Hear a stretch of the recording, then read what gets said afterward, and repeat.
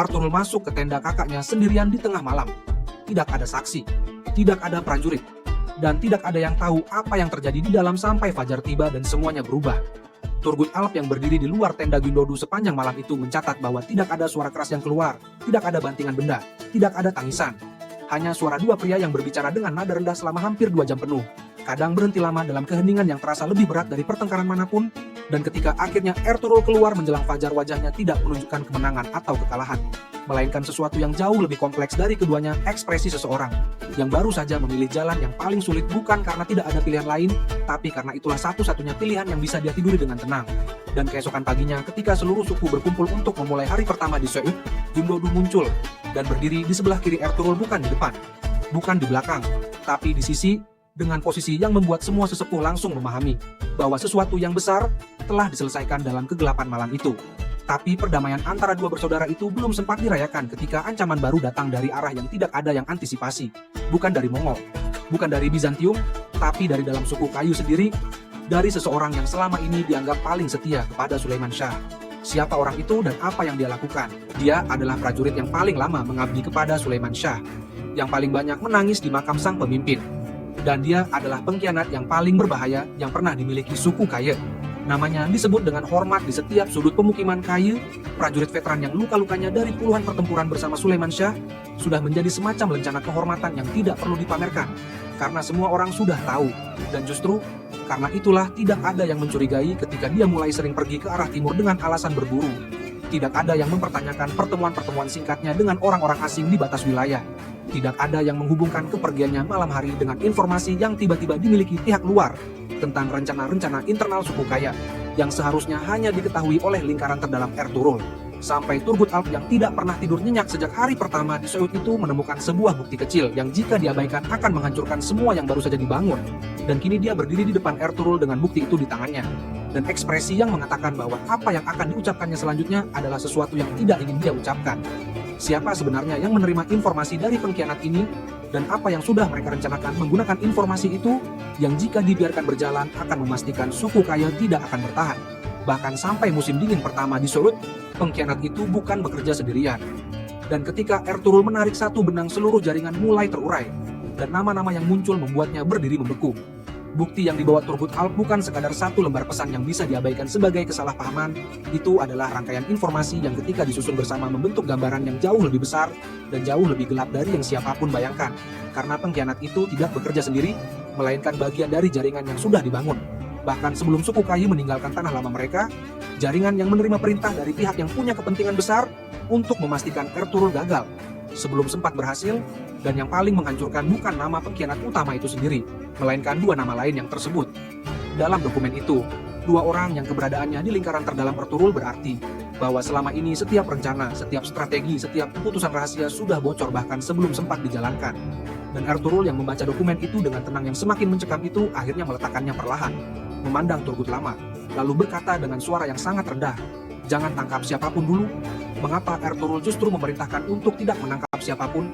Padahal bukti sudah ada di tangannya, dan rencana apa yang sedang dia susun dalam kepalanya yang akan mengubah pengkhianatan ini menjadi senjata paling berbahaya yang pernah dimilikinya. Ertugrul tahu siapa pengkhianatnya, tapi alih-alih menangkap dia membiarkan mereka terus bekerja, karena dia sedang mempersiapkan sesuatu yang jauh lebih berbahaya dari sekadar penangkapan. Selama 3 hari berikutnya, Ertugrul bersikap seolah tidak tahu apapun, hadir di setiap pertemuan dengan ekspresi yang sama, berbicara tentang rencana-rencana yang terdengar nyata tapi yang setiap detailnya sudah dia rancang khusus sebagai umpan. Membiarkan para pengkhianat itu mendengar apa yang ingin mereka dengar dan melaporkan apa yang ingin mereka laporkan kepada pihak yang menarik benang mereka dari jauh. Sementara di balik semua pertunjukan ketenangan itu, Turgut Alp dan dua Alp terpercaya bergerak diam-diam malam demi malam mengikuti jejak yang ditinggalkan para pengkhianat tanpa pernah cukup dekat untuk terdeteksi.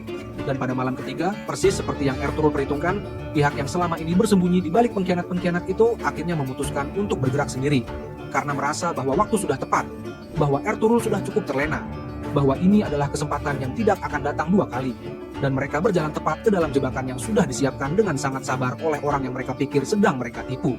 Siapa sebenarnya dalang di balik jaringan pengkhianatan ini? Dan apa yang terjadi ketika mereka akhirnya berjalan masuk ke dalam jebakan Ertugrul di malam ketiga itu? Malam ketiga, jebakan sudah siap. Turgut Alp menunggu dalam gelap, Dan ketika wajah dalang itu akhirnya terlihat di bawah cahaya obor Ertuğrul yang sudah mempersiapkan dirinya untuk kemungkinan terburuk pun tidak bisa menyembunyikan terkejutnya. Orang yang berjalan masuk ke dalam jebakan malam ketiga itu bukan utusan asing, bukan komandan Mongol, bukan agen Bizantium, melainkan seseorang yang darahnya mengalir dari keturunan yang sama dengan Ertuğrul. Seseorang yang hadir di pemakaman Sulaiman Shah dan menangis dengan air mata yang ternyata bukan seluruhnya kesedihan. Seseorang yang setiap harinya duduk cukup dekat dengan Ertuğrul untuk mendengar bisikan-bisikan terpenting yang tidak pernah dimaksudkan untuk telinga luar. Dan ketika Turgut Alp menyalakan obor dan wajah itu terkuak dari balik kegelapan, suara yang keluar dari mulut Ertuğrul hanya satu kata, diucapkan sangat pelan, dengan nada yang tidak bisa diidentifikasi apakah itu kemarahan, kesedihan, atau keduanya sekaligus. Sebuah nama yang keesokan harinya akan membuat seluruh suku kaya berhenti bernapas sejenak ketika mendengarnya. Karena tidak ada yang menyangka bahwa pengkhianatan terbesar dalam sejarah awal suku ini datang dari tempat yang paling dekat dengan sang pemimpin. Nama siapa yang diucapkan Ertuğrul dalam kegelapan malam itu, dan bagaimana Ertuğrul menghadapi kenyataan bahwa orang yang paling dekat dengannya adalah yang paling dalam mengkhianatinya. Dia bukan hanya istri, dia satu-satunya orang di seluruh suku Kayu yang bisa menghentikan Ertuğrul dengan satu kalimat. Ketika Ertuğrul melangkah masuk ke tendanya setelah malam pengungkapan yang paling menguras jiwanya, Halime Hatun sudah duduk menunggu tanpa tidur. Bukan karena diberitahu, tapi karena perempuan yang sudah bertahun-tahun hidup bersama Ertuğrul ini bisa membaca perubahan dalam langkah kakinya dari jarak yang tidak bisa didengar oleh telinga biasa. Dan dia melihat bahwa malam ini bukan kelelahan biasa yang dibawa pulang sang suami, melainkan sesuatu yang lebih dalam, yang jika tidak ditangani dengan benar akan mengubah Ertuğrul menjadi pemimpin yang berbeda dari yang selama ini dipercaya rakyatnya. Dan ketika amarah yang sudah ditahan sepanjang malam itu mulai mencuat dalam kata-kata Ertuğrul yang semakin cepat dan semakin keras, Halime tidak berargumen, tidak menenangkan dengan kalimat manis, melainkan meletakkan tangannya di dada Ertuğrul dan berkata dengan sangat tenang, keputusan yang dibuat dalam amarah adalah keputusan musuhmu, bukan keputusanmu. Dan dalam keheningan yang mengikuti kalimat itu, Ertuğrul menutup matanya panjang, lalu membukanya dengan pandangan yang sudah berubah sepenuhnya. Dengan kejernyahan yang dikembalikan Halime kepadanya, Ertuğrul akhirnya memutuskan apa yang akan dilakukan terhadap pengkhianat itu. Dan keputusan yang diumumkannya keesokan paginya bukan hukuman mati, bukan pengasingan, melainkan sesuatu yang jauh lebih cerdas yang mengubah pengkhianat itu menjadi senjata paling ampuh yang pernah dimiliki Ertuğrul. Apa keputusan itu? Ertuğrul datang bukan dengan tangan kosong, tapi dengan tawaran yang tidak bisa ditolak sultan manapun. Dengan keputusan tentang pengkhianat sudah diambil, dan situasi internal suku yang mulai stabil, Ertuğrul menyadari bahwa ancaman terbesar berikutnya bukan dari dalam melainkan dari luar. Karena suku Kayu yang belum punya legitimasi resmi di tanah Seut ini adalah suku yang bisa diusir kapan saja oleh siapapun, yang punya pasukan lebih besar, dan satu-satunya cara mengubah kerentanan itu menjadi kekuatan adalah dengan menghadap langsung Sultan Alauddin Keykubat di Istana Seljuk, bukan sebagai pengungsi yang memohon perlindungan, melainkan sebagai mitra yang menawarkan solusi untuk masalah terbesar yang dimiliki Sultan itu, perbatasan barat yang berbatasan dengan Bizantium, yang tidak ada satupun komandan Seljuk yang sanggup menjaganya dengan efektif. Dan ketika Ertuğrul berdiri di hadapan Sultan dengan tawaran yang sudah dia susun dengan sangat cermat selama perjalanan ke istana, para penasihat kerajaan yang awalnya memandang sebelah mata pemimpin suku muda berdebu ini mulai saling berbisik, karena tawaran yang keluar dari mulut Ertuğrul bukan permintaan, tapi rencana yang membuat Sultan itu untuk pertama kalinya dalam pertemuan itu benar-benar duduk tegak dan mendengarkan. Sultan Alauddin mendengarkan seluruh tawaran Ertuğrul dalam diam yang panjang, lalu mengajukan satu syarat yang tidak ada dalam rencana Ertuğrul. Syarat yang jika diterima akan mengubah seluruh posisi suku Kayu selamanya, tapi yang jika ditolak akan menutup semua pintu sebelum sempat terbuka. Pertemuan pertama dengan penguasa Bizantium lokal berakhir dengan satu kalimat yang kemudian terkenal di seluruh perbatasan Anatolia, "Kami datang untuk tinggal, bukan pergi." Tinta perjanjian dengan Sultan Seljuk belum kering ketika utusan Tekfur Bizantium sudah tiba di Seut membawa gulungan panjang berisi tuntutan-tuntutan yang nadanya lebih mirip ultimatum daripada sambutan tetangga bayar upeti bulanan.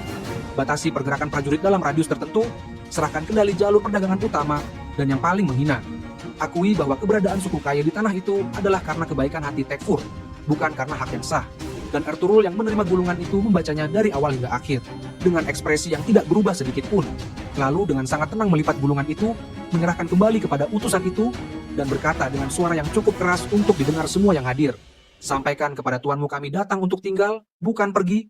Sebuah kalimat pendek yang dalam hitungan hari sudah beredar dari satu perkemahan ke perkemahan lain di seluruh wilayah perbatasan, sebagai tanda bahwa ada pemimpin baru di Seut yang tidak bisa digertak dengan cara lama. Tekfur yang menerima jawaban itu tidak membalas dengan kata-kata, dia membalas dengan tindakan, mengirimkan sesuatu yang jauh lebih berbahaya dari utusan manapun yang tiba di Seut 3 malam kemudian tanpa suara dan tanpa peringatan. Apa yang dikirimkan Tekfur sebagai balasan dan bagaimana Ertuğrul yang sudah mengantisipasinya menyiapkan respons yang mengubah seluruh keseimbangan kekuasaan. Ertuğrul paling hidup di saat-saat paling berbahaya, dan malam ketika Tekfur mengirimkan balasannya adalah malam yang paling hidup dalam hidupnya. 3 malam setelah utusan Tekfur pulang dengan tangan kosong, serangan kilat tanpa peringatan menghantam pos penjagaan paling luar.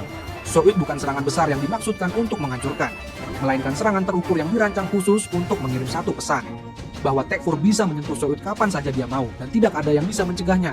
Tapi yang tidak diperhitungkan Tekfur adalah bahwa Ertuğrul sudah memindahkan seluruh prajurit terbaiknya ke pos itu 2 malam sebelumnya.